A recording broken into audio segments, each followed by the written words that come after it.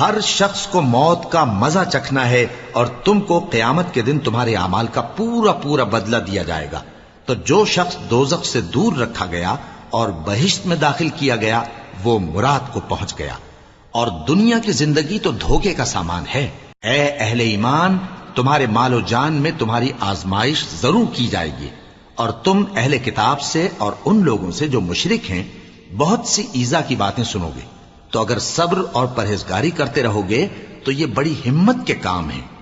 اور جب اللہ نے ان لوگوں سے جن کو کتاب عنایت کی گئی تھی اقرار لیا کہ اس میں جو کچھ لکھا ہے اسے لوگوں سے صاف صاف بیان کرتے رہنا اور اس کی کسی بات کو نہ چھپانا، تو انہوں نے اس کو پس پشت پھینک دیا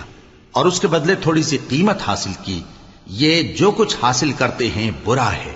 جو لوگ اپنے کیے ہوئے کاموں سے خوش ہوتے ہیں اور وہ کام جو کرتے نہیں ان کے لیے چاہتے ہیں کہ ان کی تعریف کی